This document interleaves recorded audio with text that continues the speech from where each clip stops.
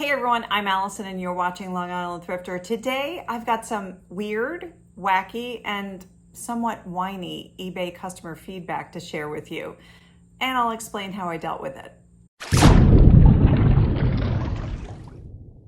I've noticed over the years that there's always that one buyer, you know the one that you just can feel is going to be a problem. You just know this person is just not going to be pleasant to deal with. They're the folks who actually don't read the description or look at any photos. It's like they just go, I'm going to buy this. And they have, they're not looking. They don't read or look at anything. And then they find fault no matter what. A few weeks ago, a buyer purchased this Pyrex Town & Country 1.5 quart ovenware dish. I had it for sale for well over a year, so when I saw that there was a watcher, I sent an offer to them for $20, $5 off the listed price. They bought it, paid for it quickly. I packaged it securely and shipped it out the next day. A few days after it was received, I got this feedback. Horrid packing job with the sliced up styrofoam, but it arrived safely, so I'm thankful. Picking up all the tiny white pieces that come off it is a nuisance and awful, but thank you for shipping my new baby to me. Okay, split personality, which one of you wrote this? When I'm shipping breakables, I oftentimes photograph the process. I kind of use it as an insurance for myself. I don't know why. I always feel like someone might come back and say you did a lousy job, but 99% of the time I actually get a really good review and people compliment my shipping and how secure everything arrived. It's not my first time at the rodeo shipping glass, people, really. So I did this with the Pyrex, and I also took video of the final wrapping process before I put it inside the box. As you can see, these are the styrofoam inserts that cradle the Pyrex. I wrap the lid separately, then tape it to the styrofoam so nothing bounces around during shipping. There shouldn't be any movement inside the box, otherwise things can break. My response to the buyer, hello, I'm so glad that the Pyrex Town & Country arrived safely. The styrofoam bowl inserts are not sliced in half. They come that way.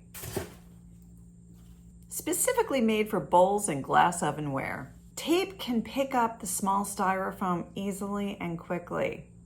I hope you enjoy the purchase. You effing idiot. Okay, I didn't put that last line in, but I wanted to. It made me feel better. My response was upbeat and respectful, yet letting them know how to capture and contain errant styrofoam from spreading throughout your house. I mean, come on, folks. This is not brain surgery we're doing, right?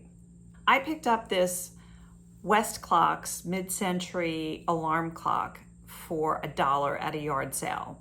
I have to admit, when I picked it up, I really didn't look at it close enough, and I should have.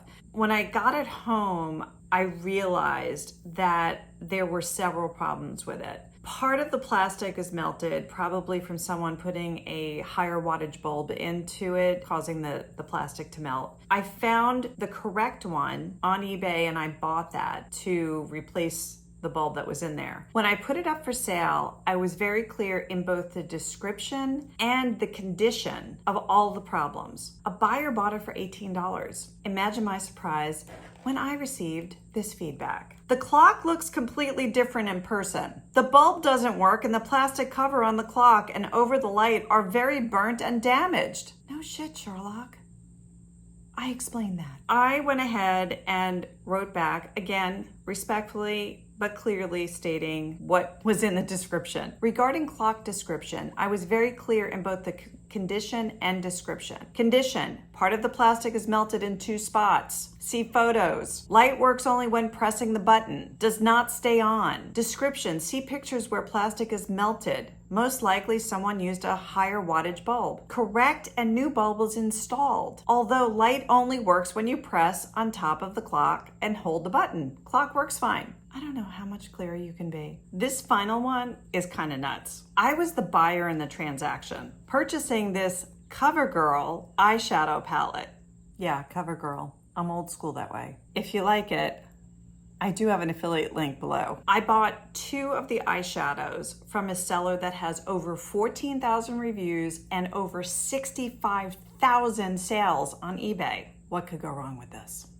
I bought, paid immediately. I still don't understand why eBay doesn't require immediate payment, but that's maybe for another video.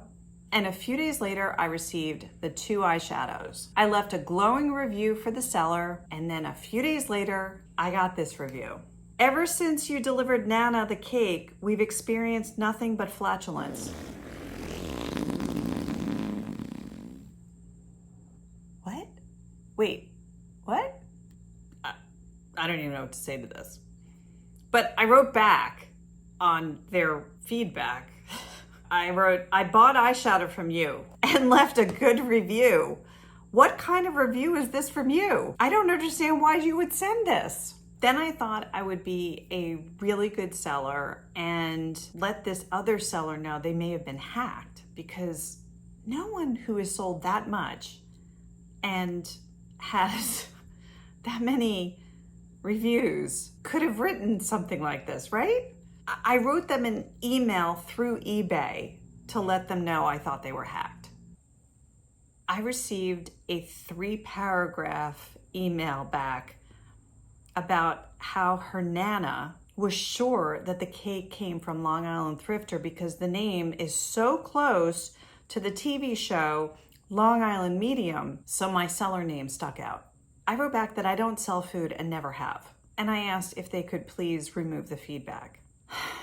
Then I received a 4-paragraph email, again, talking about the excruciating flatulence Nana experienced from the cake that I neither sold nor sent her. At that point, I contacted eBay and asked them to remove the weird, crazy feedback. I think I wasted a lot of time on dealing with this. I should have just let it go, like a fart in the wind.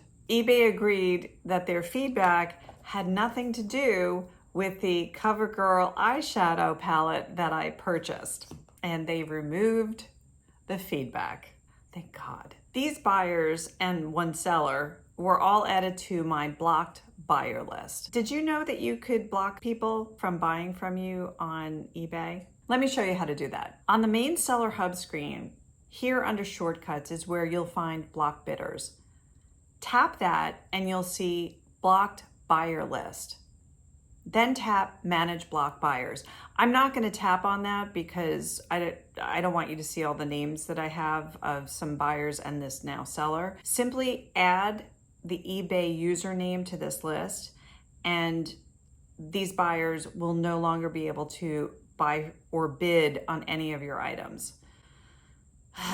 Definitely important to use. When it comes to feedback, remain respectful and businesslike. Remember, it's business, not personal. If it gets really bad, have eBay step in and remove the feedback if possible. Leave a comment below. I'd really love to know what the weirdest feedback you've ever received has been. There are a lot of people that are buying and selling on eBay and other platforms that are, well, assholes, right? And I think that's kind of life in general. There's always that one turd that floats in. I cannot tell you how much happier I am as an entrepreneur. Yes, I still periodically have to deal with turds, but now I can block them, which is so satisfying. It really is. Thanks for watching Long Island Thrifter. If you enjoyed this video, please tap the like button, and if so inclined, please subscribe. Until next time, keep on thrifting.